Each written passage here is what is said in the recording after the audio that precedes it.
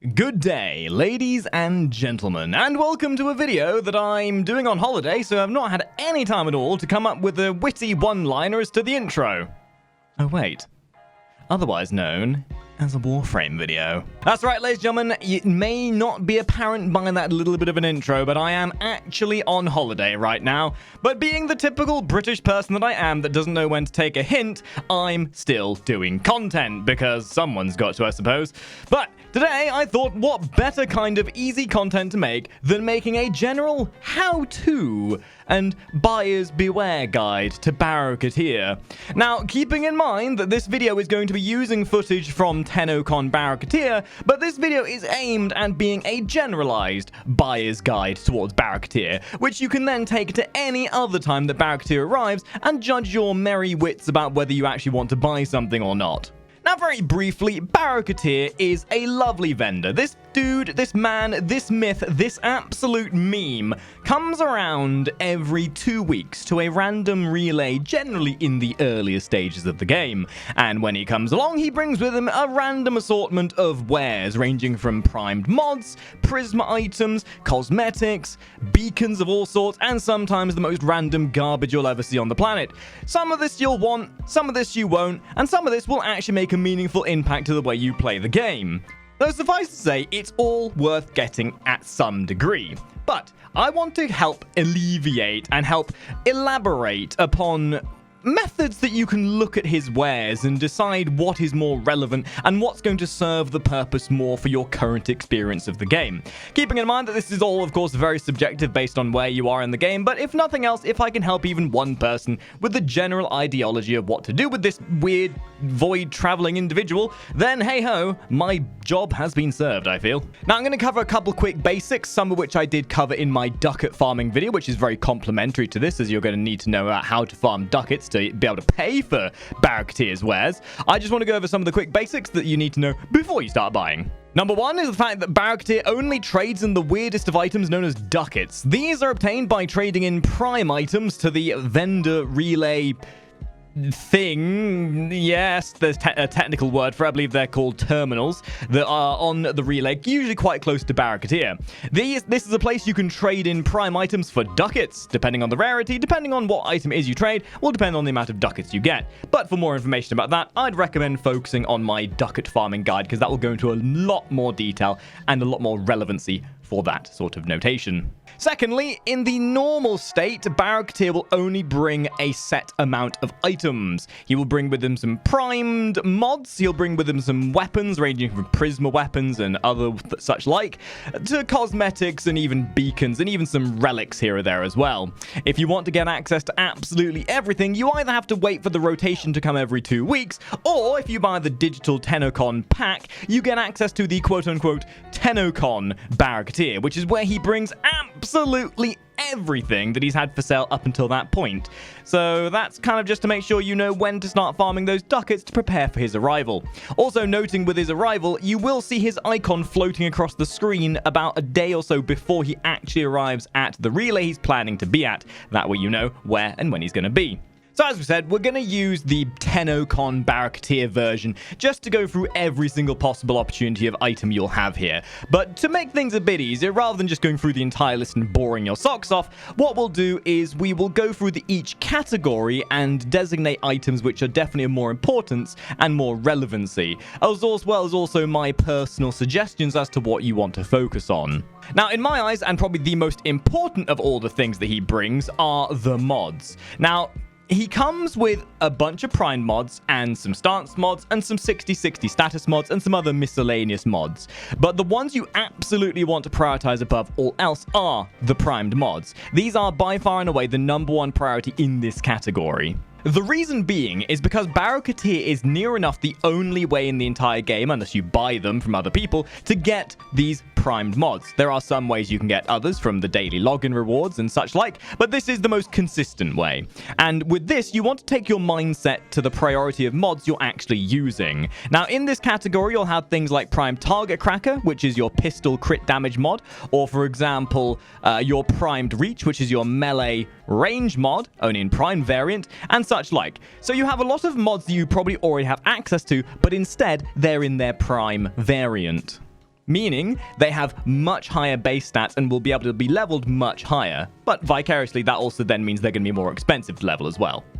Now, in the priority of what you want to focus on, you want to focus on the baseline mods. And if you watch my modding guide, you'll know what this is. These are the mods that make up your baseline stats. For example, your primed flow with energy max, your primed continuity with ability duration, and on the damage side of things, your primed elemental mods, such as primed cryo rounds. I could list all of these off, but you have to look at it on this element. If it's something that raises a fundamental stat of a weapon or a frame, that is what you should prioritize first, because that is probably what you're going to be using most of. Then in the second priority of these prime mods, you want to look at getting your secondary stats. These are things like prime fast hands with reload speed, more of a utility modding section than anything else. With things like prime animal instinct, you definitely don't need these, but if you've already bought all your main mods, then these are definitely a good secondary to go for. In that same vein, you want to be then looking at your stance mods with things such as Astral Twilight or Temple Royale. So your second priority are your stance mods and the utility mods. Similarly to that, there's a couple of 60/60 status mods in there as well with the high voltage and jolt. In fact, this is where you get consistently most of your 60/60 electric for all your weapons. There's also some impact puncture slash mods. Those are preference. I wouldn't recommend them. There is also the gimmick of prime chamber. It's not exactly the most used of things. It's a novelty that was added back into the game after having not been distributed for many years. And honestly, I wouldn't even touch it. But aside from those, you then have the third priority. And these are the things you basically will ignore for the most part. These are your primed damage to specific type of enemies with things like prime Bane of Corpus, your primed cleanse mods. These are so niche and specific, you would not want to prioritize these over things that will increase your broad spectrum modding semantics. Honestly, this is where the biggest complexity and the biggest dichotomy of decision making will arise, because this comes down to a lot of personal preference as to what you have, what you prefer doing, the kind of weapons and frames you use. But so long as you're prioritizing the baseline stat mods first, I don't think you'll really go wrong with the modding section, as it is quite transparent which ones are going to be the most impactful.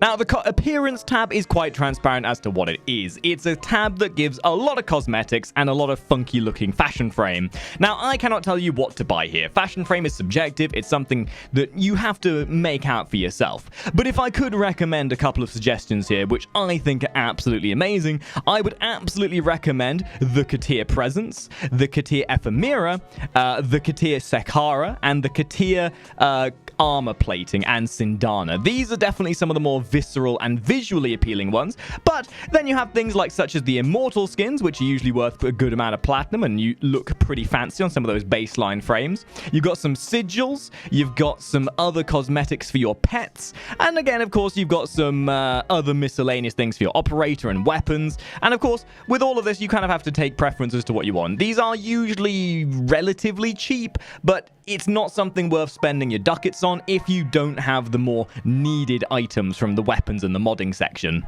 Now, the second biggest priority of what you need to be looking at if you want to make the most of Baro Kiteer is the weapons segment.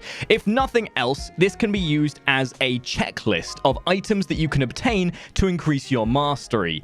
Every single one of the items on this list is either a unique item that you can't obtain in many other ways, for example, such as the Ignis Wraith. The Ignis Wraith, this is the only opportunity you can get it unless you plan on trading with somebody from a clan that has it available from those who did the clan event all those years ago. So this is a comfort of life to get access to weapons that are either hard to get or not obtainable at all. Now, if you are a completionist, you absolutely want to try and get all of these at some point. However, there are some weapons here that I could absolutely recommend above all others just because they are unbelievably powerful.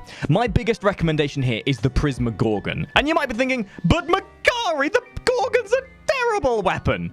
But what if I were to tell you that Kuva... No, I'm joking. What if I were to tell you that the Prisma Gorgon, unlike its Wrath variant or its regular variant, is a destructive mechanism of an unflinching will of destruction? This thing is amazing and should absolutely be gotten as a priority if you want a weapon that has high capacity, high crit chance, high crit damage, and absolutely shreds even with lackluster modding. Aside from that, making use of the Ignis Wraith and the Machete Wraith and the Viper Wraith and the Volcar Wraith for the ease of access rather than farming them through their events like you would have to normally is a very good option as well. Now, my other two big recommendations here are the Prisma Twin Gremlins and the Prisma Gracata, most notably because they are such a huge improvement on their base variant. I can also give some shout-outs to the Prisma Grinlock and the Prisma Jewel Cleavers, but I would say those are very subjective to playstyle and what you want to do. Either way, aside from my personal preference as to what I would recommend going for, you do still want to try and get all of these at some point. And usually these are quite consistently priced, so you can probably try and buy one at a time. And normally when Baro kiteer comes outside of his Tennocon relay section, he usually brings one or two of these weapons with him at a time. So if you know that there's a couple of items you are lacking, it's always worth having some ducats spared just in case he brings that one weapon you don't have yet. Now for the miscellaneous part, and this is kind of a mixture of everything. There's some things in here that are definitely very useful. There's some things in here that probably should have been in the cosmetics section, I'll admit. But hey ho, let's just go through them nonetheless. In here, you've got Baro kiteer's glyph. Let's face it, if you're a glyph hunter, you probably want that. There's also some color palettes. If you're a big fashion framer, you definitely want to grab these, as these are some of the more variable and more interesting looking colors that you can find in the game. You then have some other miscellaneous glyphs that have been introduced over the years. You then have a Prisma Shade, which again can add to your mastery.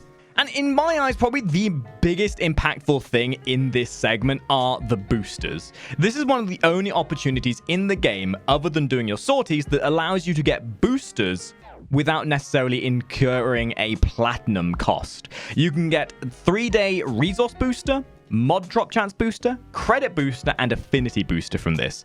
And honestly, if you're still trying to farm these mods and you're still trying to make ends meet in terms of affinity or just credits in general, this is a really easy opportunity to make these resources where you're lacking them. Some interesting notations of things that can be quite useful are things like the beacons. You have the Gustag beacon, the Zanuka beacon, the Stalker beacon, and every now and again, he also then does bring the Wolf of Saturn 6 beacon and other boss beacons that you would have fought so far. Now, these are useful if you haven't managed to get access to them when they were available to fight normally, or if you're specifically looking for an item from one of these bosses. All you do is you buy, say, for example, the Stalker beacon, you slap it down in a mission, and that boss will appear, allowing you to fight it and hopefully get that item you're missing. Then aside from that, there's some miscellaneous relics, which will get access to some prime items that are only obtainable through this method. Then, as well as that, you have the Pedestal Prime. Don't be mistaken by its name, it's not an item that you definitely need, but you should probably grab it just for the sake of saying to your friends, look at me, I just spent 1,000,000 credits on something I can hang my dildo collection on. Other than that, that's pretty much it for the MISC stuff. There's not really anything you absolutely need other than what I've already mentioned, but the rest of it just sort of comes under a cosmetics section for things like things you can put in your ship, decorations, and even some noggles. So realistically, that's it for what you have here. Let's TLDR the whole process though. Priority 1, get your baseline mods and your stance mods from the modding section, ignoring things such as the Bane and Expel mods unless you have a bunch of spare ducats and no other way of spending them. Second priority, get the weapons. Go for the ones that I've recommended, such as Prisma Gorgon and Prisma Twin Gremlins if you want the strong ones, or the convenience ones such as the Ignis set items, as they are items that you can get much easier from this method as opposed to waiting for their event to get them.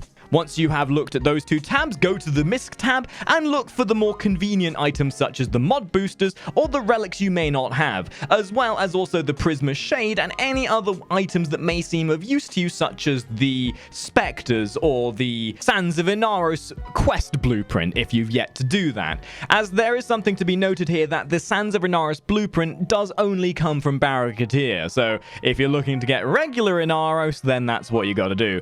Although having thought about that, at the time of this video, Inaros Prime has just come out. Have they ever thought about maybe revamping how primes work? Because getting Inaros Prime is going to be legitimately easier than farming for Sands of Inaros. And then after that, the world's your oyster. Go for the gold, go for the boat, go for whatever you so choose. At the end of the day, Baro kiteer is a preference of choice. There's no one person that can tell you what you should or should not buy. But I hope through the process of this video that I have at the very least revealed some information that may help you make a better decision making as to what can help you more. Either way, guys, that is this video. Hopefully you've made some good choices. Hopefully you'll enjoy Tennocon Baro kiteer whilst he's around. And hopefully this video will serve a good purpose for when Baro kiteer rolls around normally without all of his items on him. time. If you like this video, guys, do make sure you like it, share it, subscribe, all that good kind of stuff. Leave a comment down below as to what you're still trying to get or what you bought from Tennocon Barracuda if you had the opportunity. And hopefully, I will see you all in the next video. Although I will admit I am on holiday, so the videos might be a little less frequent at the moment. But nonetheless, guys, thank you for watching. Enjoy yourselves, have a good time, and I'll see you in the next video. Ta-ra!